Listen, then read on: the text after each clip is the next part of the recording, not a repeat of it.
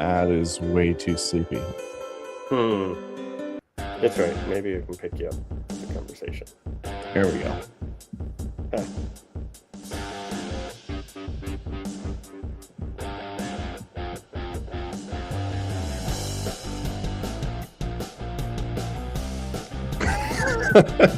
Nice. What's going on, Jason? Good to see you, man. Likewise. I like the intro music. That brings some good energy to kind of a sleepy Friday. Yeah, I'll take it. I feel like we need to figure out what is like our track. Like we've been using some stock tracks. We've been playing around with some other, royalty free. But what is the vibe? What is our own track? Should we have our own track made? Who are we? Okay, these are two deep questions. Oh, there's some one of my I'm starting off a podcast recommending another one. Can I swear on this show? Yes. Okay. As Richard says, it's our show, gosh darn it. So there's a great podcast, especially the first few years, called Unfucking the Republic. And they have somebody who specifically does like custom songs and custom lyrics for their show, and it's amazing. So love that. Might be able to do something custom. I with our agency, we've done a few podcasts for some of our clients, and with that, we're like, hey, wouldn't it be fun if we kind of captured their brand, but within song, I guess you would call it. Right. And so we've had some custom intro outros, tracks created by a local musician. He's one of those people that can hear something, or you can just be like, oh, and then he'll just create something out of nothing. Like he's just super talented, and made a lot of fun tracks for us. I know now in the age of AI, a lot of people are just doing that with AI, but we like to support an artist, especially our super talented friends. So my brain immediately goes to, welcome to the podcast about making podcasts about ecosystem development. Right. Richard and I have talked about doing like a meta episode one time where it's like, all right, here's like how we're making this in case other ecosystem builders want to do more, storytelling through video or audio. What is the tech behind this, and what are kind of the layers of like, all right, here's like base level tech, and then here's if you wanted to take it to next quality or add in these components to up the value. But I'm realizing now that somehow something local ecosystem builders need. 3 minutes in. 3 minutes in. No intros. I derailed your initial. Who are you? Who is on the show today? Who am I? That's a good question. So, I mean, clearly, as listeners, reviewers can see, Jason Schneider with Civic Possible, currently on LinkedIn, and I should probably change it over time, but my title is Altruistic Mischief Maker.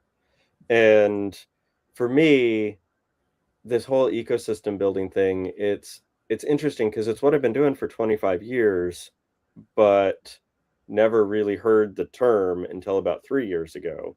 And then have gotten like deeply steeped into this field and connected into this field. And it's been really interesting and amazing. So I'm not sure where to start. Like I can give you kind of some life background, or I could give you some ideas of like who I am and what I do currently, which I suppose that might be a good spot to start. Do you have a preference on where we kick in?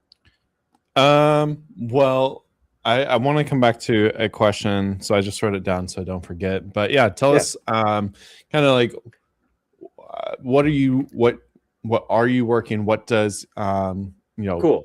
Okay. your world look like? So my world was Civic Possible. I started Civic Possible just over 4 years ago because of all of the different fields that I was working in, local government, economics, nonprofits, like the social infrastructure that holds our communities together.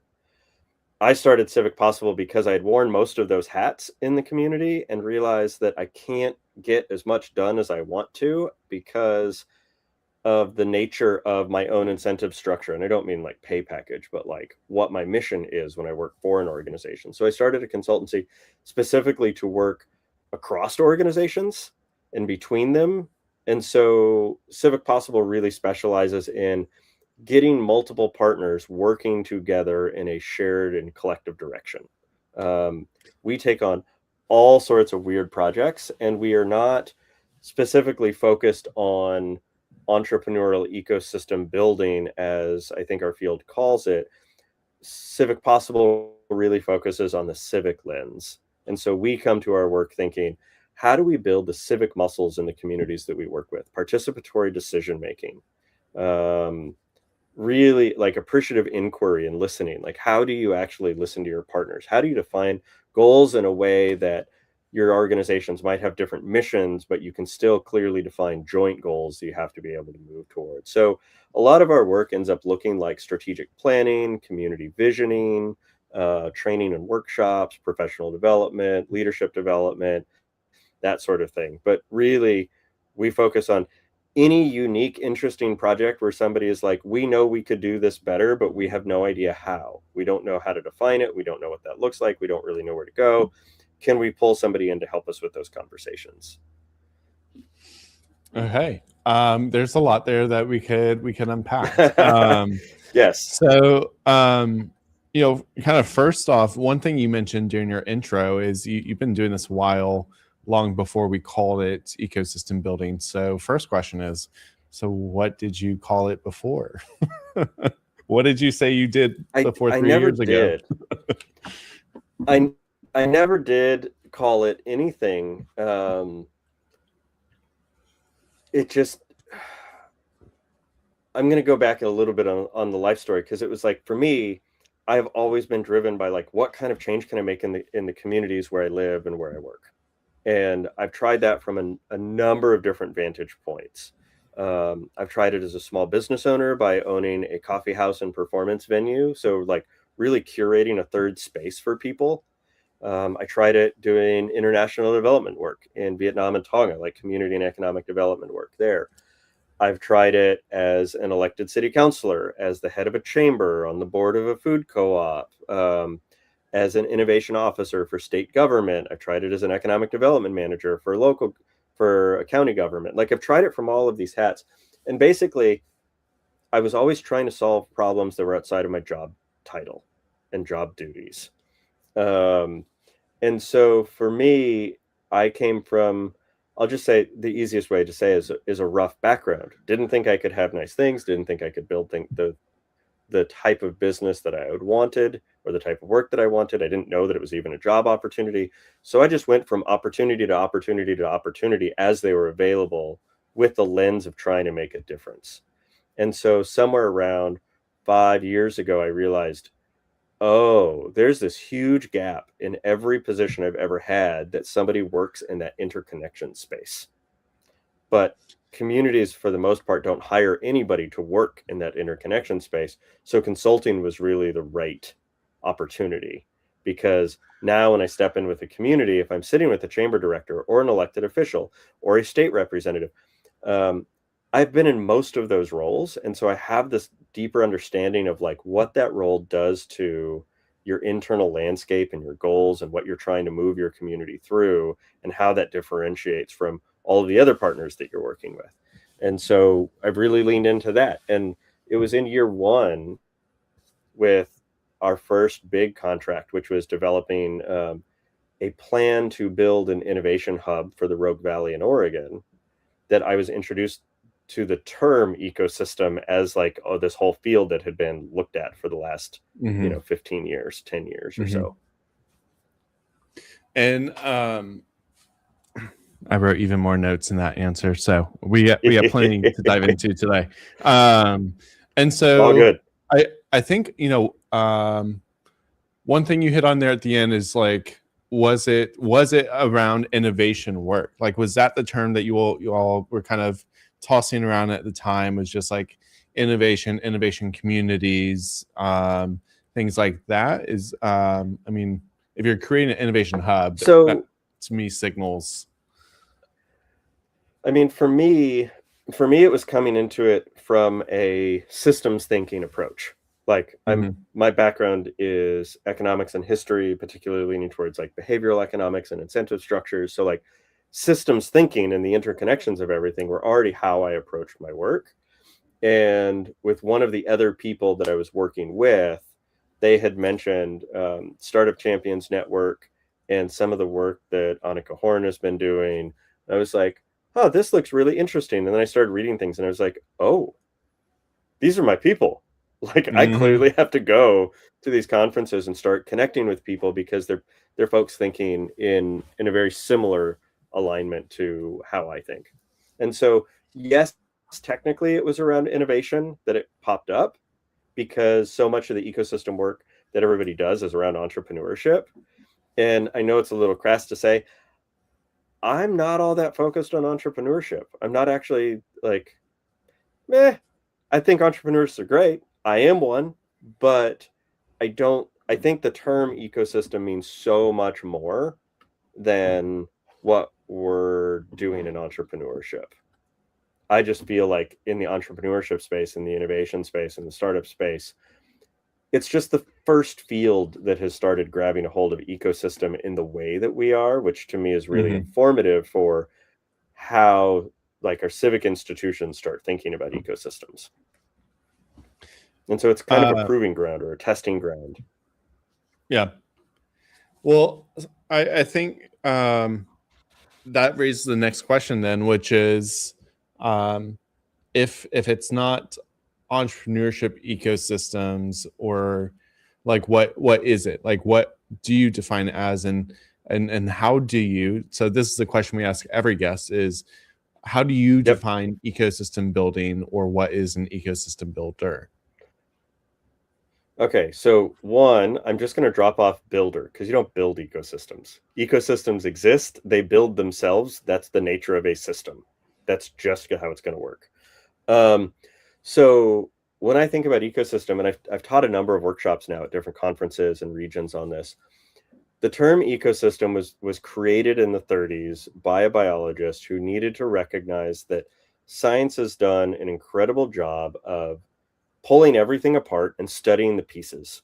We know we know how trees work, we know how plants work, we know how animals work and the different types of animals and how rivers and hydraulic, but we weren't actually studying the interconnections of them. So they actually created the term ecosystem to specifically dive into the interconnections between things. And so when I think about ecosystem work, it's about centering our approach on the interconnections of the things that are happening rather than centering our approach on studying or developing the specific components.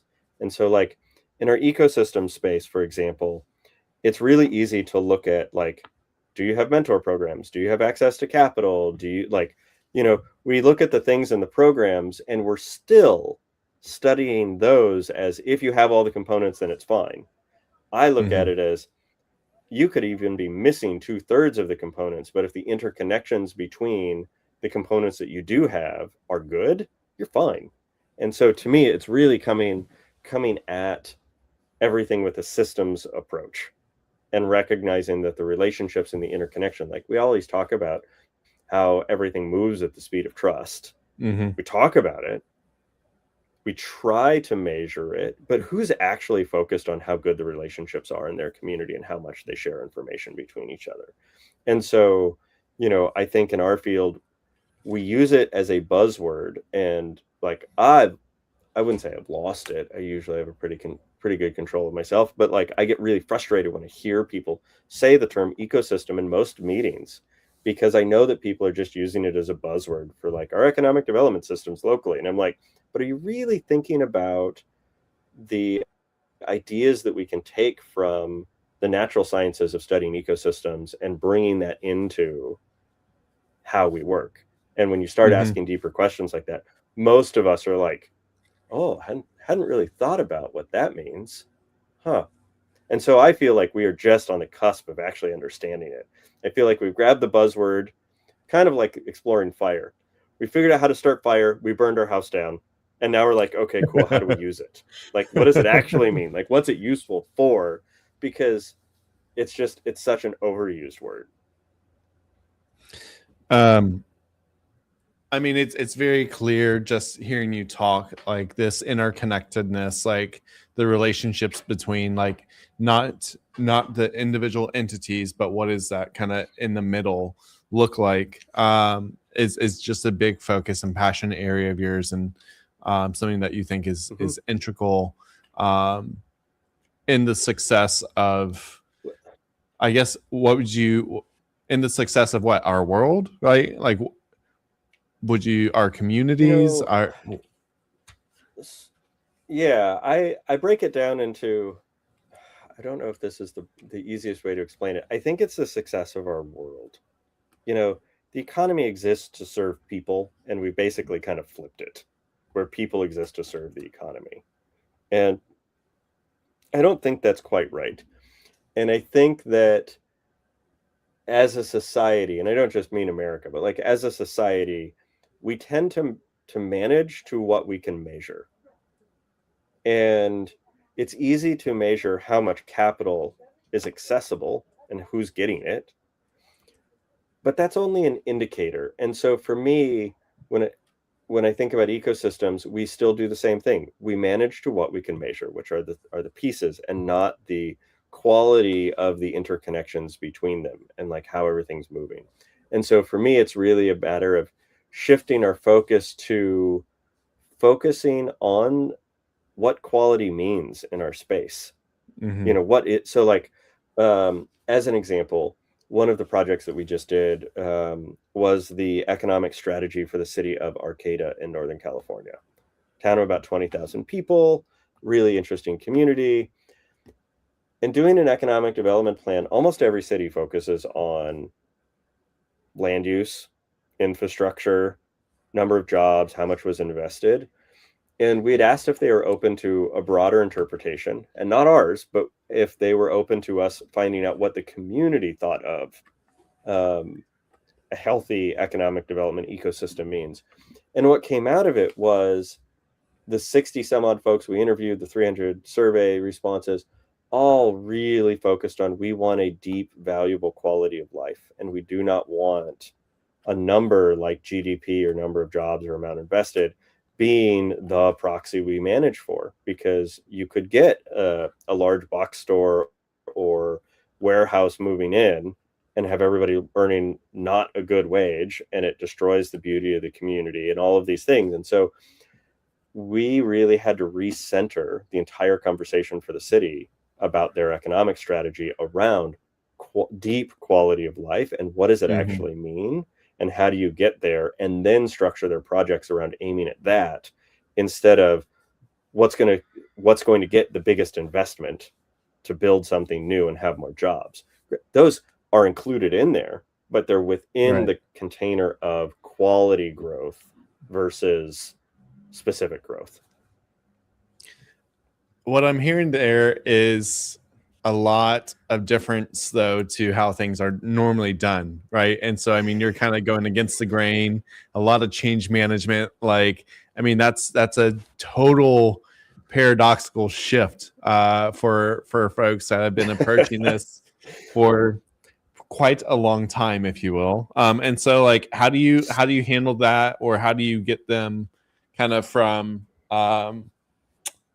where they've been and this just like ingrained process to this new process, and how do you get that buy-in? My first thought, and I'm going back to Bush era, 25 years ago, is coalition of the willing. I don't bother trying to convince people to do things differently. I talk about the things the way I see them and the way I want to work with communities. Like, I don't want to come into a community and tell them what their quality is, but I can help them surface what they mean by quality, so that they can then start to shape it within the skill set that they have, and the capacity they have on the community side. So like, as an example with another client, it was really interesting because when our proposal was being reviewed, all of the review committee had said we were their top candidate, except for their specific project manager who was like, we don't see any value whatsoever in what they've drafted. Mhm. And over the course of working with them for a year, they completely changed their perspective of like, oh, this is radically different than what we're used to, but we see a whole lot of value here. Because it really is authentic to who we are as a community. But like, no amount of me talking with that person would have convinced them. They had to be able to see it and experience it and feel it, because, you know, quality is not actually a measurable thing. It's an observable thing, but it is not measurable. You can't just say this is quality, therefore if you do all of those things you still get quality. It's not how it works, and so you have to experience it. I had a very similar conversation with another marketer today of, you know, the marketing team's job is to generate leads. Leads are measurable. Quality of leads is subjective. And so like how do we then kind of create some sort of metric of, hey, this is some way to measure elements that altogether form quality. And what does that look like? Because at the end of the day, it's like, well, even if marketing performs and generates leads, and also is leads the right metric, right? You know, making sure that there is, like, to me, translating this back to ecosystem work, are we looking at the right metrics? And sometimes if the goal isn't necessarily measurable, are there components that can like pile up to that goal to at least give us directionality? So it's interesting, and this is part of our own internal methodology. It's like all models are wrong, all measurements, all everything, like, but some are really useful. You know, you're not going to try and figure out where to drill for water on your property with a Google Street Map. Like, they both need very different maps, and you're not going to try and navigate the world by a hydrology map. They're both useful, but neither of them are actual reality. And so like when working with people, it's really trying to help them remember that even though you come up with metrics to aim for, they're at best, they're proxies. And it's interesting because like in our planning sessions and our work sessions with people, it's really easy. Everybody acknowledges clearly it is a proxy. But then over time, when you practice aiming at that proxy, over time you forget that it's a proxy because you're aiming for it. And so, you know, it's building the culture to continually remind ourselves that it's the proxy, and not the actual thing. And so it's a much harder conversation around, again, kind of going back to around quality and the reevaluation of it. Whereas most of us, when we have a job or given a task, we just want to know how to deliver it. And that's a tricky one because you can technically, like you brought up, you can deliver leads, but are they quality leads? That one I feel like is a little easier to proxy, but it's still, you know, when it comes to economics, it's like, what is the right proxy? So I'm going to go down a little bit more of a rabbit hole because, again, my background is in economics. Like, but before you go down that rabbit hole, I want to bring in some input that we've had in the comments. So we got Jim joining us, who said, yes, it is frequently subjective, you know, it being quality. And earlier when you were talking about, you know, ecosystem, he had also kind of gave some comments that echoed that you were saying, you know, around, all right, too much emphasis on the component. Let's look at the system. So, Jim, great to have you on with us today. Love the engagement on the comments. And then I have one more person who's also been wanting to engage and answer. So let's bring him up to the stage. There he is. Oh, surprise guest. Hey, Richard. Surprise. Hello. How are y'all? Hello, my friends. Doing great. Talking about societal change through our work. Yeah, light stuff. I mean, isn't Richard, that looks what like we're you're all on the here High for? Line. Or what's it called? I'm not on the High Line. Yeah, I do know, but close. I'm in Flushing, Queens, New York City. Like I Oh, grew up here, and I did a surprise impromptu trip down here to hang out because a friend said let's go, and that was yesterday, and now we're here. So love my life. well, it looks beautiful. And thanks for Nice. Thank joining you. us. At a beautiful park. That's awesome. Right I on. love it. Richard, Jim says hi. Hey Jim, how are you? Jim, will you show up in New York City? Are you able to be spontaneous? Come on over right now.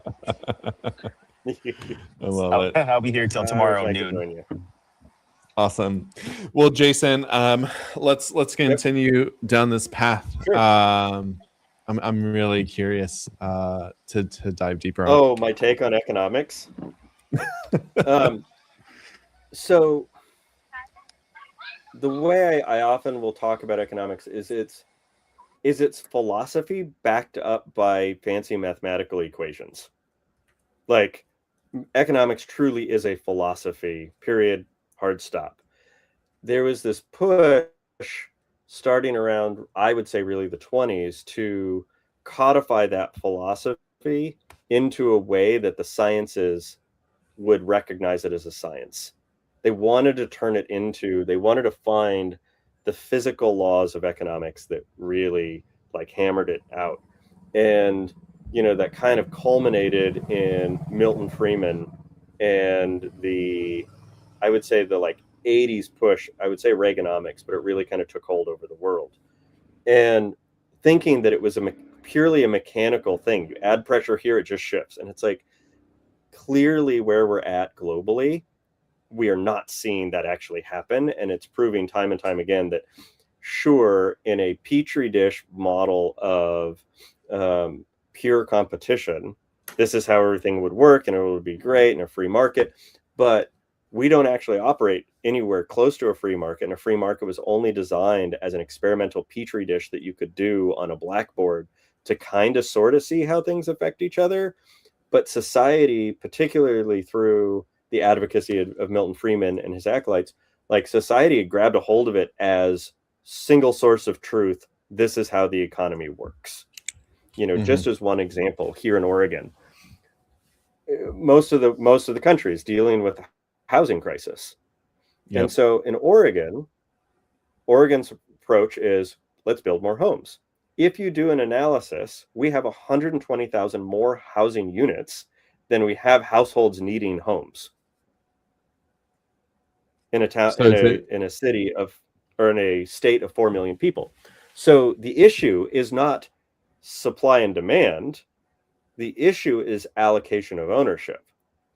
And the capitalist model, communist model, like they all have different ideas of how to create incentive structures to I don't want to say distribute as though like there's a central hand that redistributes, because I am absolutely about the market.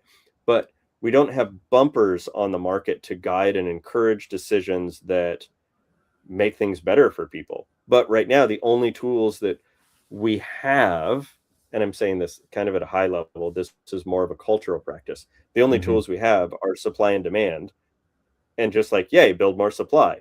But if you build more supply in the current system that we have, then the only people who can afford to buy that supply are the people who already have wealth.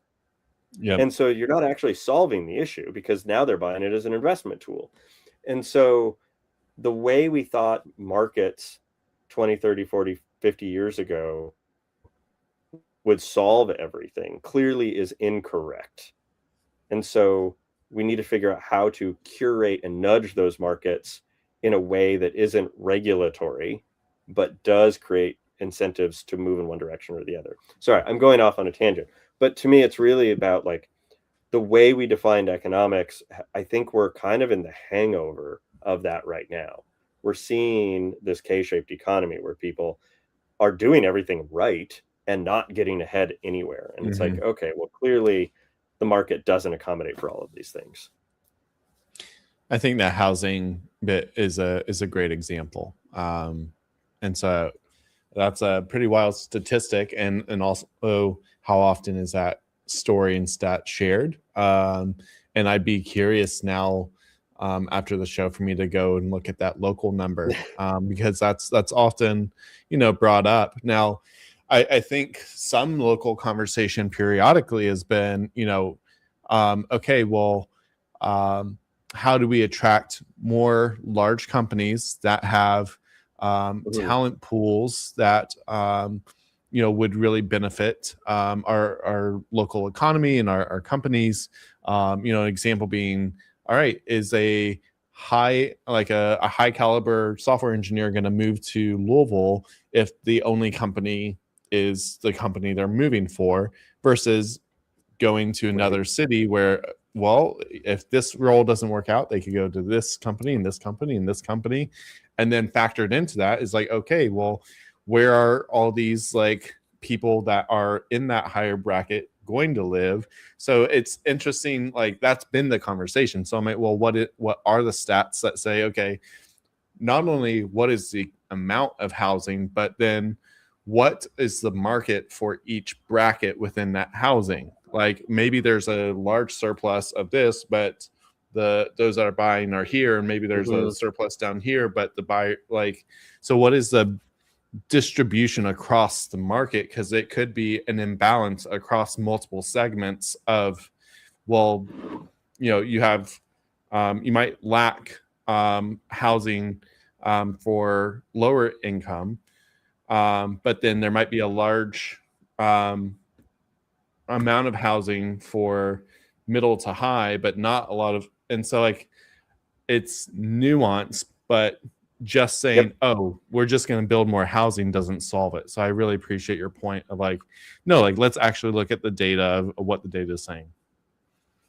And it's hard because like, most people now are using AI to search rather than anything else. And, what I found in researching this is even AI, because it's an LLM, it pulls from, oh, there's a housing shortage. Here's all the evidences of the housing shortage. Because if there's a housing shortage, prices go up.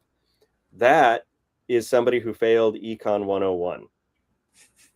It just doesn't actually float because there's a housing shortage. You build more supply and the prices still go up. And you're like, well, that goes against the petri dish that we talked about. So, even doing research was hard, and I had to like actually pull a lot more numbers on availability of homes and number of people who live here, whether they have homes or not, and like really kind of crunch those numbers and then have AI check it. And then things were able to say like, oh, actually your numbers are right. There are way more homes than there are people needing homes. But that's not the way the world talks about it. And I'm like, I know that's not the way the world talks about it, because I've had regular not that we have to solve the housing issues in this call, but like talking to my state contacts. I currently live in Oregon, talking to my state contacts here. Everybody's like, meh, meh, meh, meh, meh, meh. Like, we have our program to build supply. We don't want to complicate it by trying to figure out how to do things differently. Anyway, but it's an example of, again, aiming for the metric rather than pausing to have the conversation about what's the actual issue and like really doing a root cause analysis and going multiple questions down why, rather than answering the first thing of why. Oh, there's a housing shortage, prices are going up. Great, build more.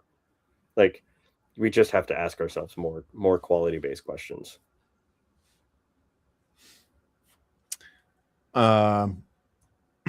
Jim, back in the comments, appreciate the engagement today, Jim. Problem in Jim's opinion is we do look at the data and then we treat it as truth, and then we design a strategy that responds to the data. But would it be better to just do something and then learn from it? So rapid iterative approach. It's interesting because after 30 years of doing this ecosystem work, particularly in governance and collective decision making, I've actually finally built a methodology specifically to take that approach. And in a lot of ways, it's built off of the concepts of the Carver model of policy governance, which is, instead of aiming for a specific target, you aim for a direction and then you pivot along the way. Because like a lot of organizations hire us to do strategic planning. And so like 3 to 5 years, what are we going to do in second quarter of year 3? And it's like, the world's just going to laugh at you if you try and actually live according to a plan. And the planning process is super important. So you actually have to be able to build a plan that is like, you want to go west. Maybe you'll land in Mexico, California, Washington, Oregon, Canada, it doesn't matter. You're just headed west. And you look at the map and you look at the weather and you look at your bank account and you look at when you got to be back at work. And every single day, those things can change and inform how you move west. And so being able to build strategy around that kind of flexibility, I think, is really the kind of that next step towards meaningful planning. Yeah, it raises a question of like, we as in the entrepreneurship space, teaching entrepreneurs lean methodology and lean startup, and that was that's been a big methodology that's had a lot of impact on startups and businesses. And so it's kind of like, what would lean methodology look like for ecosystem building, where it's not this waterfall approach that I think historically has been applied to various economic development and community building, et cetera. But all right, like, we're going to try this, we're going to learn, we're going to try, we're going to learn. And I think part of the challenge comes back to funding, right? Is like, well, how can we pitch lean methodology better to institutions that may be more used to the traditional waterfall method of like, we set this direction, this was the results. Like, wait a second, you are trusting me with funds to drive impact. Why are you putting handcuffs on me to say, like, when I'm trying to do impact and learn fast and like getting my hand slapped for changing the direction? Like, I'm working towards the result I promised you I would be. So. I mean, I think that actually has more to do with our, I would say, overly myopic focus on deliverables and return on investment, because we have to prove our jobs to somebody above us. So the funder that's providing you funding to make impact needs to prove that their funding has done something. And by telling stories about the quality of impact and changes occurring isn't tangible enough for them to go back to their foundation or go back to their voters and taxpayers and say, hey, we funded 3 years of relationship building. Like, that doesn't sound like anything. And so even though ecosystem builders know that it might take 10, 20, 30 years for the actual benefit of their work to really shine through, the election cycle, the funding cycle, the grant cycle all demand this like really fast return on investment. And it's a heavy mismatch. It's a really heavy mismatch. I also want to add, I don't really focus on lean when I work with clients. I really focus more on the agile values, not agile methodology, which I think is actually kind of a bastardization of the values because it gets really rigid. But their values are individuals and connections over processes and tools. Great. You can always solve things through conversation when your process might try and hold you to a system that is already outdated based on new world data. Working models over comprehensive documentation. So instead of spending hours and hours and hours like defining exactly how it's going to go, just get it up and running. Tweak it along the way. Collaboration over contract negotiation. Don't get bogged down in the weeds of how it's going to go. Make sure that you're actually talking to each other. And respond to change over following a plan. Instead of trying to follow this rigid waterfall plan, you're building a system that can respond to change while still heading in the right direction. And, in some ways it's very symbiotic with lean, but it doesn't fit our funding cycles, our grant cycles, our job review cycles, which I think actually encourages the doubling down on the deliverables versus the meaning making of our work. I've never heard the agile values put in that way. I think you hear all the like practicality of like, all right, how to execute. But to come back to the core four, I love that. I was trying to pull up a graphic It's to like show, but all the graphics I like found were related to software. right. And it came out of software development, so it makes sense. But I feel like, it still works in our work world for sure.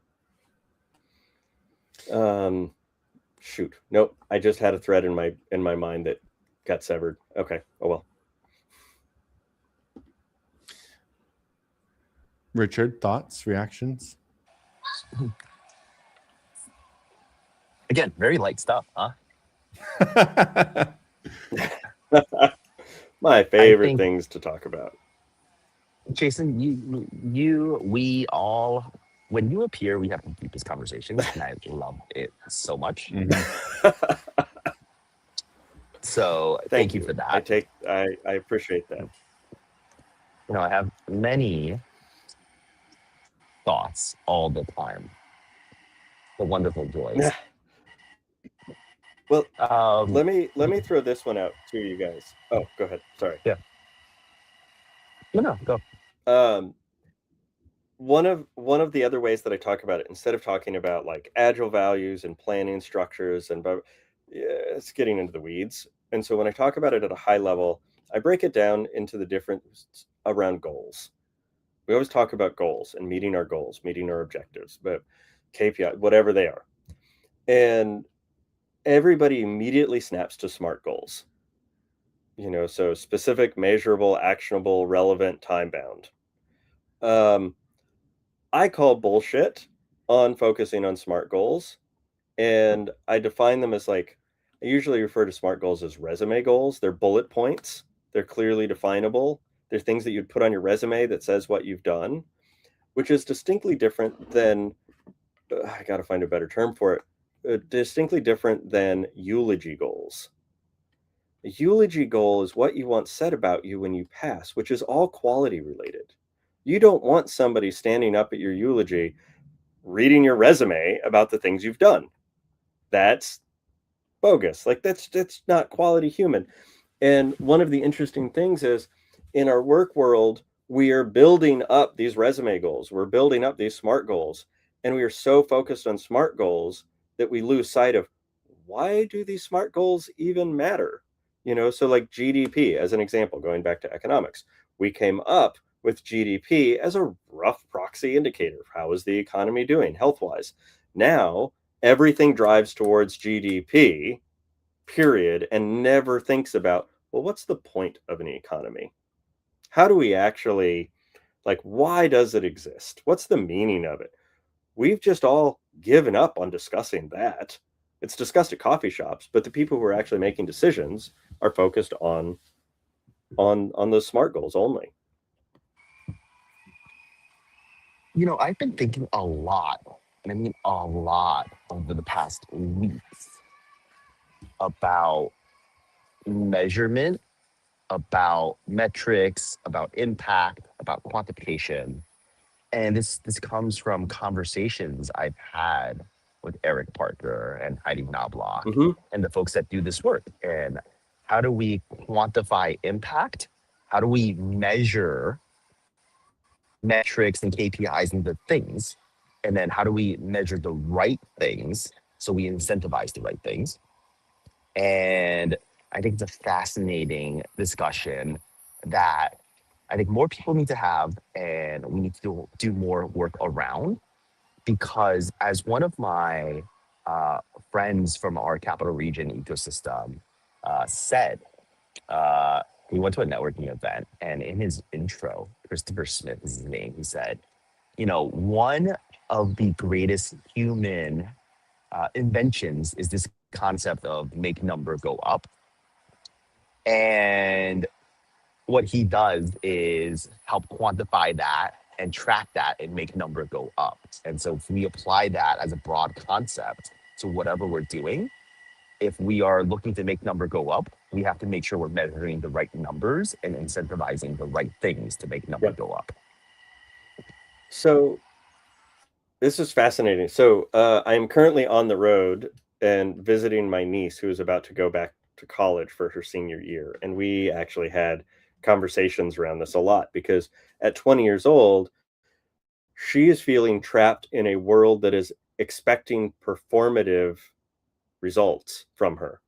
And she is really stressed over the performance that she has to do for her school, for her parents, for her future jobs. And so we're talking about like the quality of your learning versus the grades that you're getting, and the quality of the skills you're building versus the versus, again, like the grades and the performance aspect of it.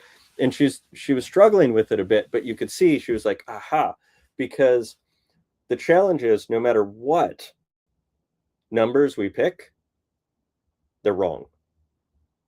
I don't think you were on the call when I said like all models are wrong, but some are useful. You could have a hydrology map and a street map. The hydrology map is going to help you know where to find water in your property. Street map is going to help you get from point A to point B. They're both incredibly useful, but neither one are actual reality.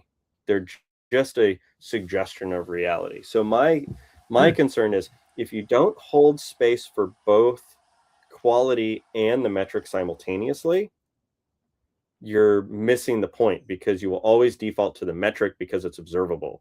It's kind of like why the term ecosystem came up in the 30s, is they were observing all of the nodes within a system and not observing the interrelationships. And you could still kind of define the interrelationships, but it's like you're missing the forest for the trees when you're only focusing on the board feet that you can cut out of the tree, out of the forest.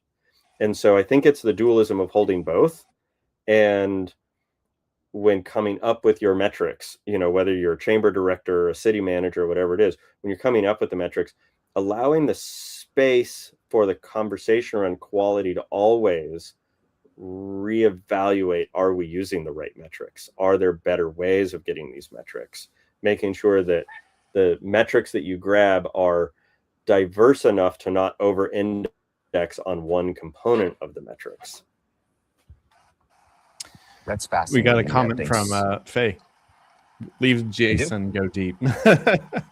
Leave it to Jason to go deep. Yep. Yes, Faye. Yep.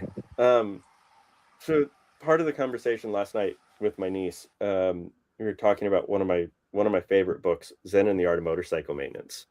And there's one part of the book where he's talking about literature. And you can take 1,000 amazing essays and break them down to identify all the mechanisms that makes a great essay, use those mechanisms, and get a horrible piece of writing that is not interesting at all.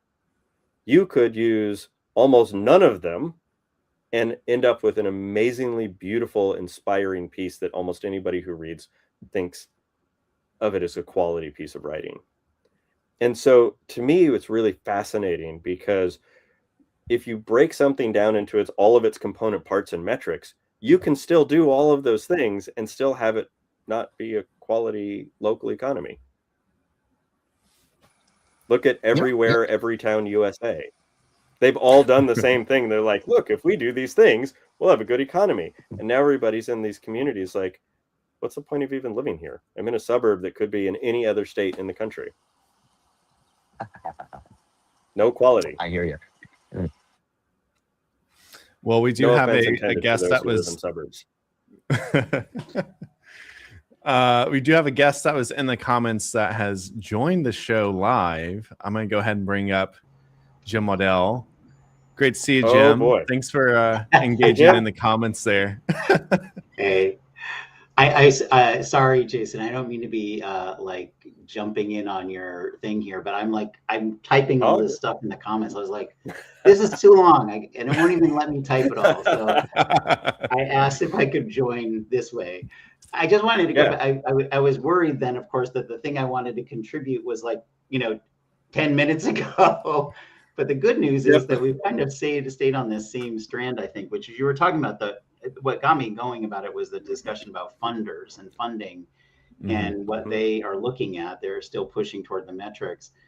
I'm really interested in your all's perspective on this in particular. I know that Jason works with a lot of funders, and as has Faye, and I'd love to hear what you think about this. But my feeling is that most funders want you to have a theory of change.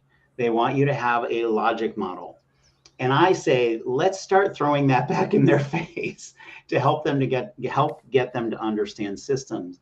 Because, you know, when they all go, but you're not hitting these outcomes that you said.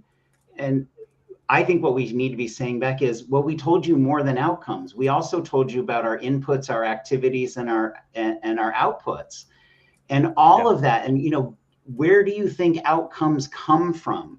They come from all this other stuff. So it's important for us, just as important for us to be looking at whether or not we're hitting the outcomes. We need to be looking at what we're doing on those other three columns of the logic model, because if we don't, then it's not a useful model. You know, Jason talked about, you know, all models are wrong, some are useful. Well, they're useful only because you use them as a learning tool. Metrics are not useful unless you're using them as a learning tool, right? Because they're probably wrong, but they're not so wrong that they can't help inform whether or not you're putting the right things into the mix, trying the right experiments, bringing the right people together, getting the right number of people to attend your events, whatever. All of those inputs and activities are just as important to measure or at least observe as the outcomes are. And I think we need to get funders to understand, hey, we need to move up the logic. We need to move upstream on the logic model. The logic model is not just the outcomes or the impact. The logic model has these other elements, and you're funding us to figure out which of those elements actually do achieve the outcomes and impact. You're not funding us to have that outcome or impact. Yes, we believe that where we're going is getting there, but we need you to understand that what we're doing is learning, and that's going to benefit everybody. So that was what I wanted to contribute. I love it. Because I was actually just talking to some of the colleagues that I work with yesterday around how I approach what projects we bid on and what projects we propose on. And so whether it's a funder or a client, which is in some ways a funder, I would rather offend 95% of them and just not work with them, because they're the ones who are looking for, they want to know the framework. They want to know my certification. They want to know, like, which theory of change model am I going to use? And I'm like, all of them and none of them, because all models are wrong and some are useful. Like, I've studied them, but I don't adhere to any of them because, you know, in the personality test, sometimes Myers-Briggs is helpful. Sometimes the Enneagram is helpful. Sometimes, what was the one that human design is helpful? Like, but none of them are right. And so, you know, whether it's agile or lean or strategic doing or like whatever these models are, it's like, you just borrow from all of them. You know, this kind of goes with like the unintended consequences of the economy that we're in now. It's actually squashing our ability to share knowledge easily and openly, because, you know, in this space, our value is determined by certification, and certifications then end up populating everywhere because now everybody has their model that they want to certify you in. And then it becomes this like ginormous alphabet soup of, oh, you know, which sensei did you train under? That's not my style. I like their style. And it's like, we're all trying to get to the same place. So drop the style questions. To me, those are people who are overly performatively focused on metrics. And so, like, I'm not worried about trying to convince them at all. Again, it kind of goes back to the coalition of the willing, because if I work with community A, community B next door might be repulsed by it and be like, oh, we will never do that. But their senior planner, I guarantee, is watching it thinking, oh, I wish my city would do that. And maybe they become the director of their department 5 years later and then start to shift it. And so to me, going back to the ecosystem concept, to me, this is seed planting. It's not about coming in and like changing somebody's garden. I might be helping a little garden plot, but everybody around is watching what's happening. And those are all seeds being planted. Got a lot of letters behind your name there, bud. Oh boy, is that all the models? must be. Nice. Must be. We got a comment from Faye, just commenting on the conversation, where Faye's mood to currently is, rather than trying to change the way they measure, structuring ecosystem engagement into programmatic structures. So a bit of a Trojan horse in the process. Yeah. So. Like when people ask me at a potluck what I do for work, like if I'm just hanging out with people outside of this field, I just say I trick people into working together. That's it. Because it so good. Really is, you're doing it in camouflage. Like people are saying what they want, but what they actually want is something a little bit different. The one issue I have with the way you're framing it though, Jason, is I get it, coalition of the willing, absolutely. Yep. Some people are not willing though just because they don't have the tools, and I mean, I think a whole bunch of the unwilling are unwilling just because they're not enlightened and not willing, and they are going to continue to press. But I do think there's a number of folks out there that deserve a little bit of a, let me explain, what the tools are here, and let me help you understand that if we focus on the learning and the system and not only the outputs and outcomes, we're going to get a lot more of those outputs and outcomes, because we're focusing on the learning and the process and the inputs and the relationships and the quality and all of that other stuff. So I do think that there's some value in doing a little work to bring more people into the willing and help them understand that it's really, we're still with your model. It's just that we're going to use your model differently. We're still with the metrics that you want us to look at. It's just that we're going to make sure that we're learning from those metrics. I feel like that's worth it, at least in some cases. And for those that are watching this, clearly we've all got a relationship, and we've had some of these conversations before. And I think, Jim, you're spot on. I tend to speak fairly bombastically, and I tend to speak strictly from my lens rather than the full theory of social change. Because for me, one of the reasons that I don't focus on that type of education is the work that you do, and the work that Faye does, and the work that a lot of folks are doing is really great in that educational space. And it has to happen. Structurally has to happen. For me, I just don't spend much of my time there, because I'm really good at creating friction and discomfort that allows people to grow. And so I hold that space. And so that's where I aim at, is how can I work with just the coalition of the willing in a way that helps them grow? The other component to it is I refer to it as tricking people into fishing for themselves. Yeah. So if you think about the proverb, give somebody a fish, feed them for a day, teach them to fish, they eat for a lifetime. However, whether it's a local ecosystem builder, a city manager, they just want to be given the fish. Thank you very much. I do not have time to be taught how to fish. So what I have found valuable for me, not what I think the system needs to do, is when somebody wants to learn how to fish, I just make sure that I am teaching them within view and within hearing range of other people who are interested in fishing but are too shy to ask, or too wrapped up in their own mental analyses to ask. But they can watch it, and then when I leave the beach with the people that I'm working with, I just make sure to leave a pile of bait and some of the gear on the beach, so that when we walk away, they can kind of grab it and play with it themselves. You are a master of metaphors. That's what it should say under his name. Yep. I love it. I do love that. In the meantime, all those people that you're not going to work with, feel free to go ahead and refer them to Faye and me. I'm sure, you'll be happy to take your throwaways. Yeah. I mean, and I think part of it is with the various jobs that I've had, I have beaten my head against the wall to a bloody pulp. This is going to go dark for a minute, but dealing with depression and anxiety and being in that space, I've gone to some really dark places that I didn't think I was going to come out of, because I was trying to make changes in the community that I was working in. And to me, I've had to take that into the space that we're in in this ecosystem building space. And for me as a consultant, like, how do I illustrate the lessons that I've learned in a way that somebody can listen and hear it, that makes them say, aha, and then understand it in their own way, rather than trying to get them to use my language. Jim, also, I used to be a talk radio DJ. And so I got real used to speaking in like sound bites. I'm like, how do we make this digestible so that if I'm going to only have 2 minutes, it lands somewhere?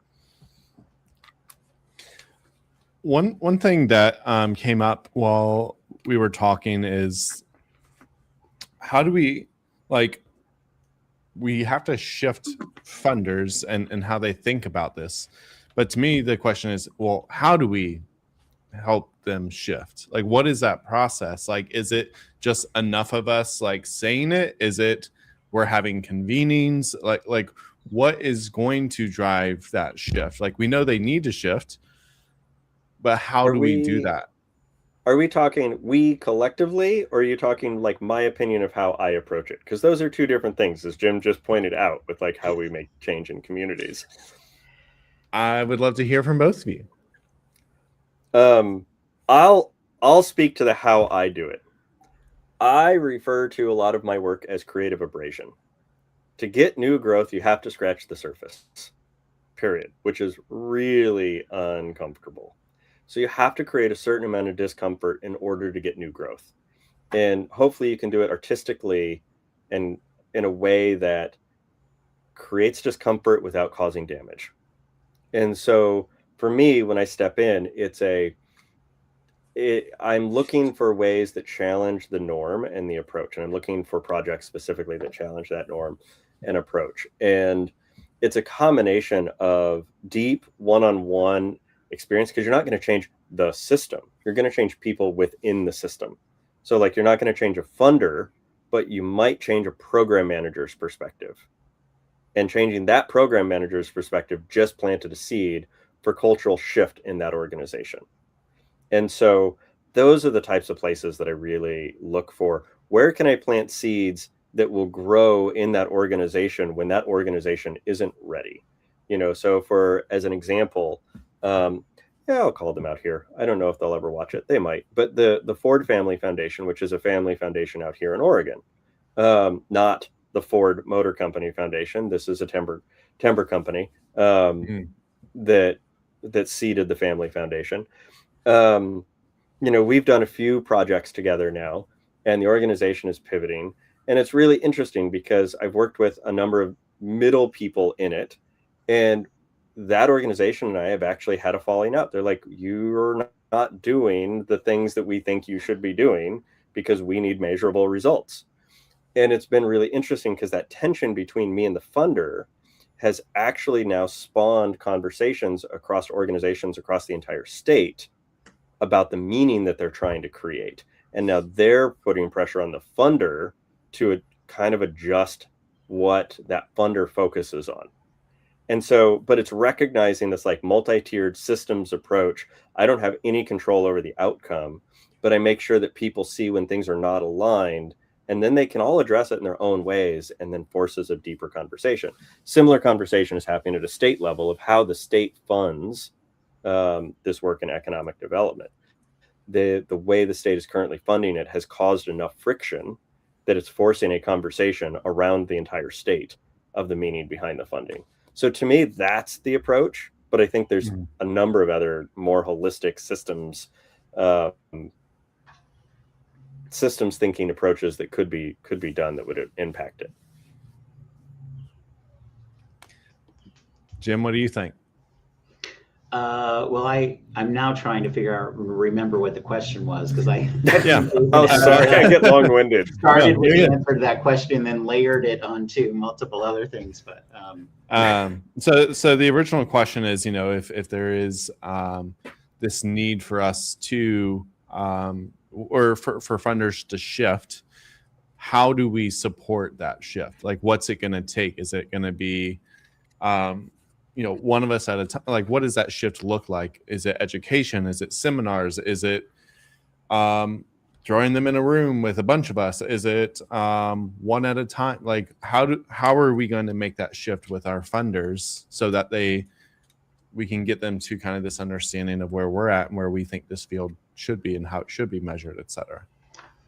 I kind of said it a little bit when I was talking earlier, but I think we really do need to help funders understand that there are multiple columns in a logic model. A theory of change is a theory, and therefore you have to understand that what we're hoping you're funding us to do is to test that theory. And that means not just looking at the outcomes, but also looking at all of the stuff that goes into making the outcomes and tweaking those things and understanding them, and working to learn and understand them. I think, though, it's not easy to tell a funder that, and you don't want to try to explain it to the funder because you don't want them to take your money away or whatever, right? So, right. So I think we need more examples. What's that? Yeah, like what's the methodology? What's the packaging? What's the way for us to teach? I don't know. I do think that one is great metaphors. So Jason, I think you could just sit around and write us all metaphors to help. But also stories. Like, I think we need more stories of where a shift to systems actually had some impact, right? Like, and some incredible things happened because we shifted to a system way of thinking.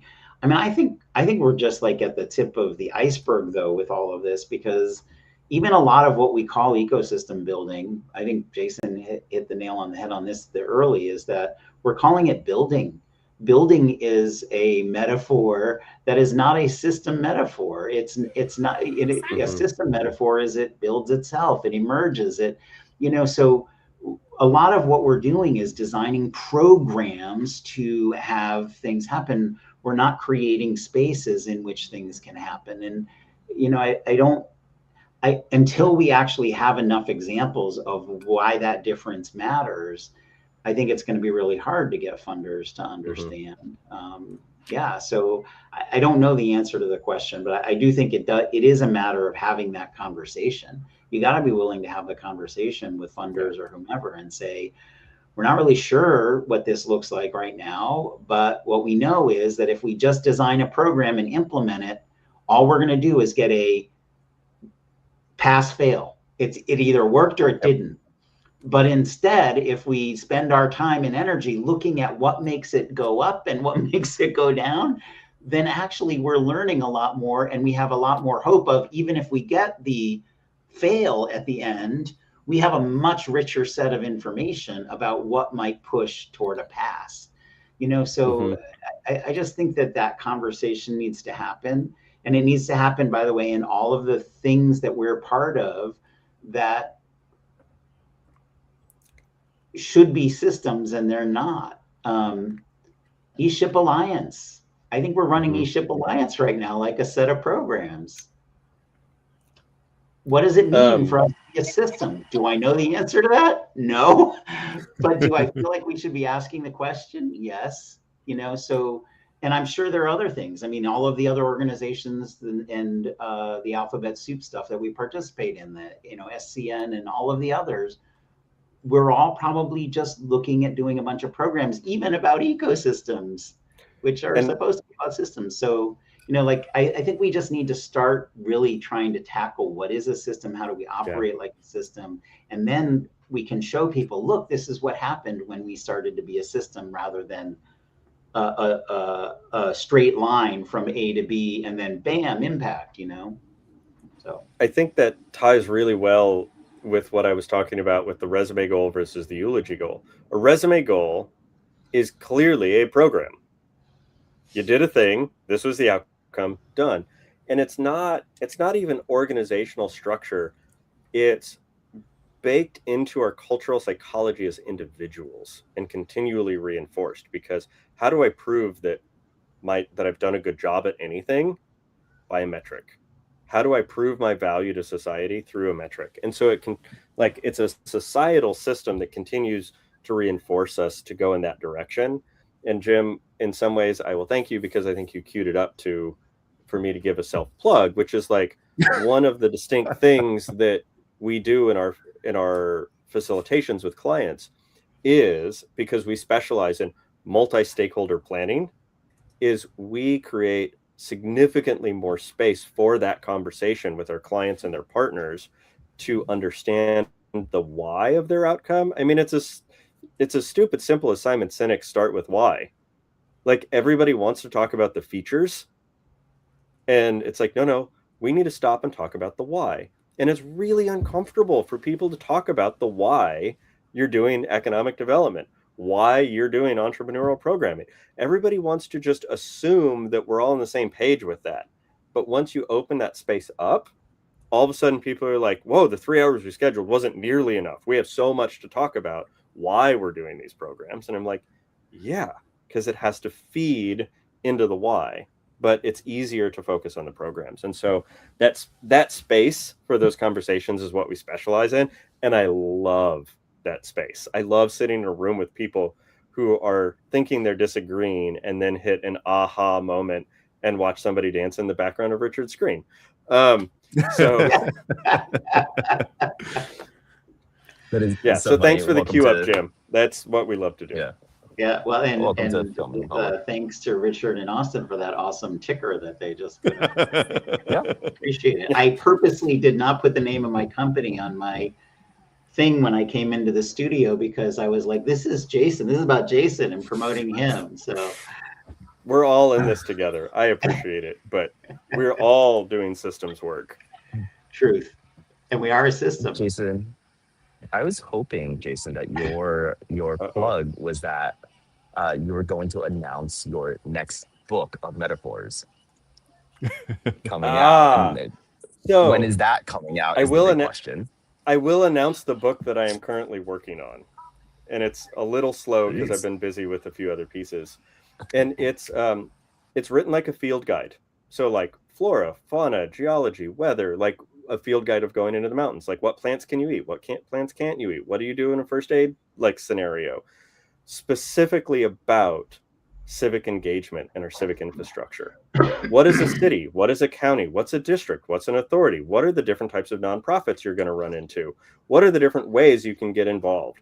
What skill set do you need to have to be able to navigate the interrelationships? Like, I just taught a workshop on this a few days ago to 40 people about like the difference, and off the Oregon example, like a city council with an administrator under it is very different than a county commission, which has the commission, but then you also have an elected clerk and an elected sheriff and an elected treasurer, and who don't actually have control over their own budgets. And so decision making in one is super slow, and a county is actually a branch of state government. Nobody ever treats it that way, but they're technically a branch of state government, whereas a city is its own private corporation. And so like the incentive structures for each are flipped. The mandates for each are flipped. And so it creates all this friction. And so writing a book that's kind of a cartoon-ish, like friendly, approachable field guide to like, oh, you want to help your community. Maybe you serve on a Parks and Rec board, or maybe you run for office. What does that mean? And what kind of skill sets do you have to navigate it? Because like that room of 40 people who all deal with like local municipal civic stuff, none of them understood why cities and counties have such a hard time working together. And it was like, oh, so I want to put that book together. I love that. I can't wait. I love the theming and the framing of it, like the field guide, as if we were going camping and foraging and all of that. But that twist is super cool. And I can't wait to see this, and gets me excited to learn more about civic engagement and civics and policy advocacy, all the things, right? This leads me to the thought, and I'll pull on a thread on something Jim said earlier, but one, are you guys coming to Elevate? And two, have you guys submitted like your talks for the call to knowledge, through the call to knowledge? What's Elevate? Actually, Elevate is the attachment, the follow-on to IEDC's New Orleans conference. So happening that week. In October. Got it. Of IEDC. Yes. That's interesting. Oh boy, I probably should. And now I'm going to say this because there's all the economic development people on here. I'm not a huge fan of IEDC because they are moving in some good directions, and I will absolutely give credit where credit's due on that. But IEDC is the epitome of a calcified organization that has doubled down on traditional economic development thinking. And so if you think about what I just talked about with like cities, counties, nonprofits, blah, blah, blah, and all the different sort of incentive structures, and this is, again, multiple stakeholder management. IEDC structurally exists to provide an exclusionary space for their members and knowledge base for their members. They don't actually exist to make economic development a better, more holistic field. They prove their model by, do we have membership, and are people paying for our certifications, and are people attending our events? There's nothing wrong with that, but that's their driving focus. Their KPIs are not, have we actually helped communities have a higher quality economic health? So I'm just not all that worried about them. Like, they're probably places to go to talk about these ideas, but again, it's a coalition of the willing. They've not demonstrated they're starting to, but I've not seen the demonstrated effect of the deeper meaning of economic development. Yeah.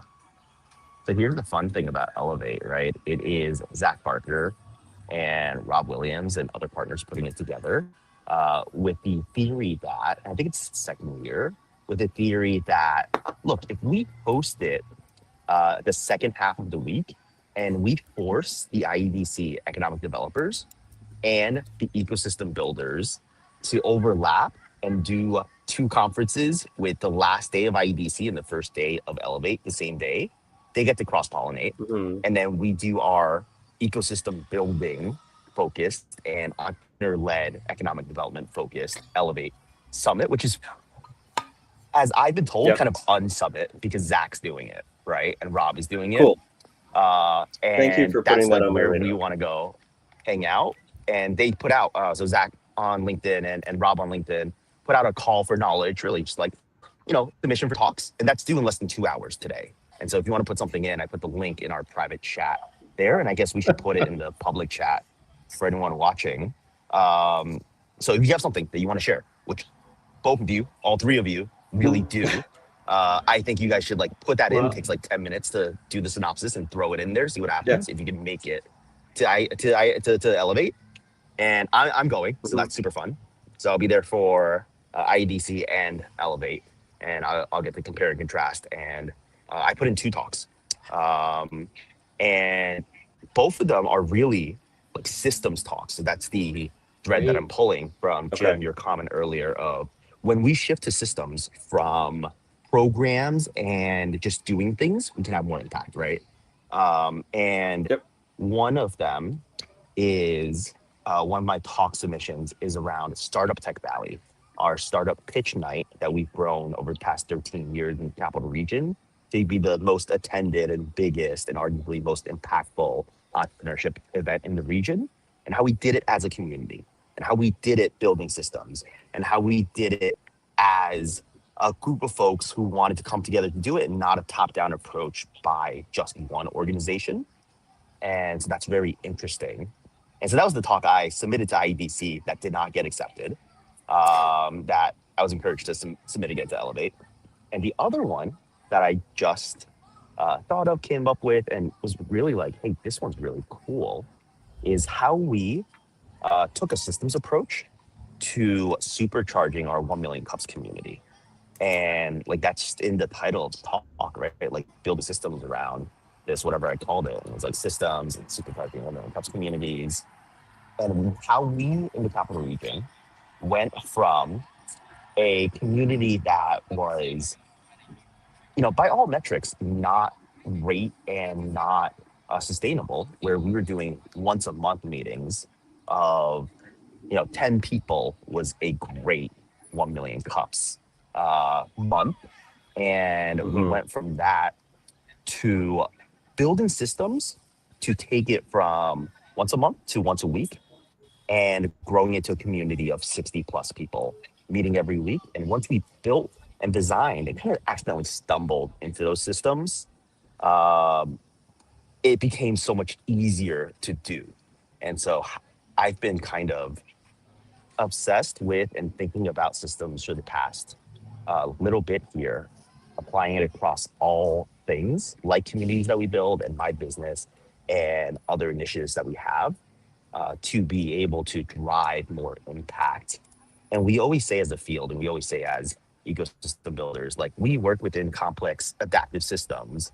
Like, what does that mean? And like more recently, I've actually understood what that meant and how we can apply that Yeah. to different things that we do. So That's so great. cool. And Richard, I bet what you're coming across though is there are a bunch of people out there who want to give you the right program to implement complex adaptive systems, right? It's like, no, I just was getting it, and now you're telling me there's a program, you know. So I think that's great, and I think that you're being able to tell your story about shifting to systems. I think that's incredibly valuable. We need more stories about people shifting to systems.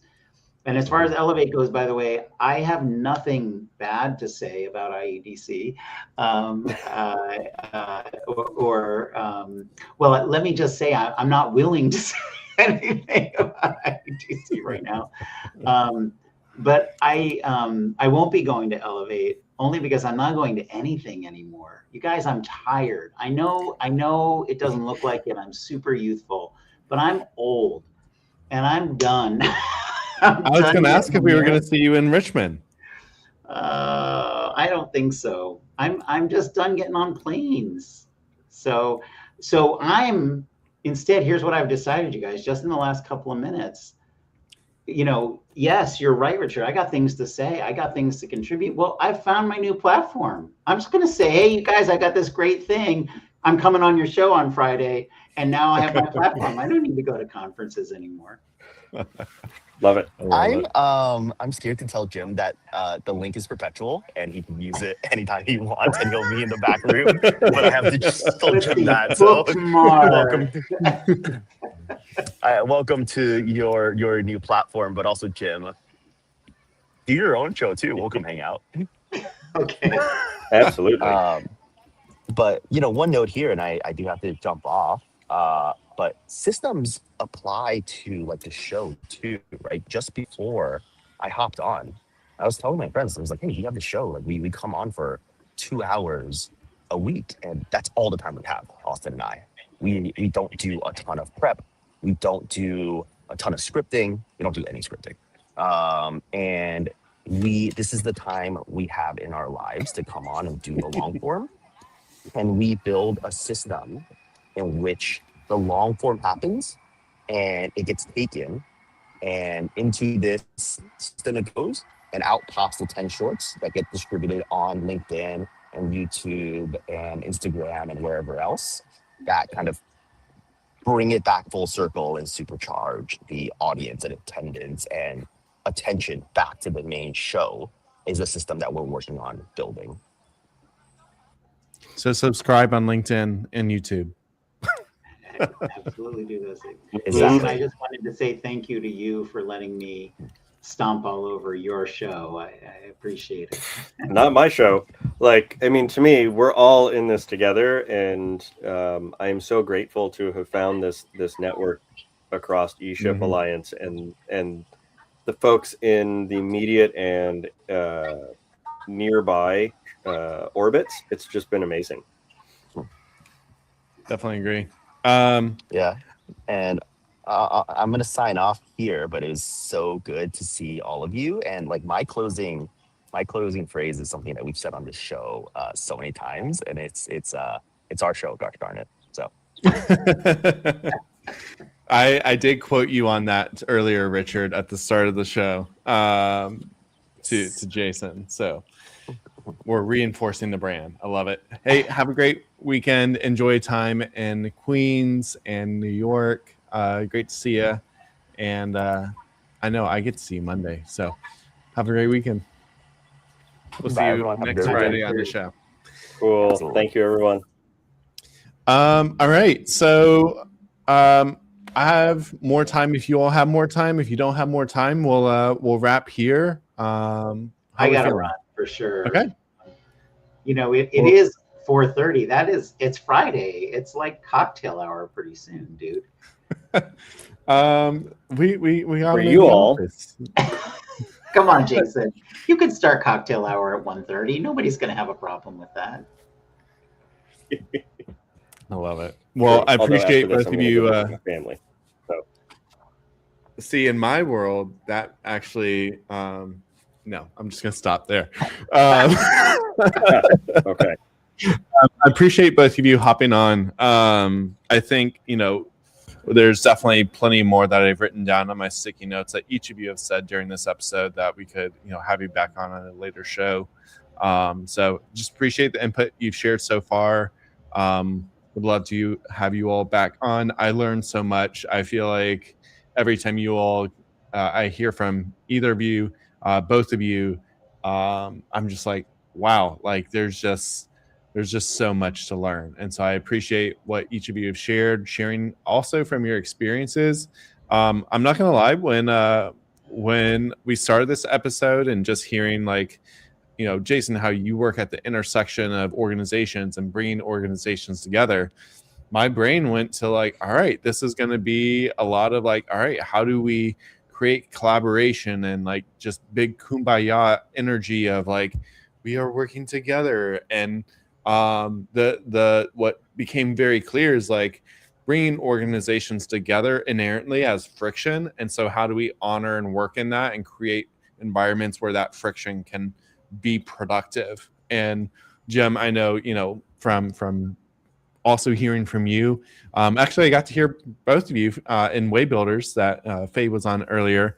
But hearing from both of you of like the collaboration is in the friction. It was a good reminder because I think anytime you think collaboration, it's like, all right, how do we make this better and easier? It's like, well, sometimes and oftentimes, if not most times, it's through the friction that you get to that other side. And I'm like, all right, well, I'm getting to like a metaphor. I can feel the Jason permeating my bones. I'm like, well, rub metals together, right? And then that creates heat that then fuses. I'm like, there it is, the Jason metaphor. I don't know if it's a good one, but that's what I think about. I thought it was awesome. I have thrown out some god awful ones because they just come into my mind at the time. And yeah, some land, some don't. Well, I appreciate you both. Appreciate you hopping on. I hope you all have a wonderful weekend. Jason, enjoy time with your family. Jim will get you on for a full episode. Jason may crash. Who knows? Jason's got to crash. It's our show. Gosh darn it. We'll do whatever we want. Sounds good. Awesome. Thanks. Well, thank y'all. Cool. Have Thanks a good for the one. time. All right. We'll see everyone else Cheers. next Friday at 3-ish. Subscribe on YouTube and LinkedIn and wherever you watch and or listen. Have a great weekend. See you next time. Bye.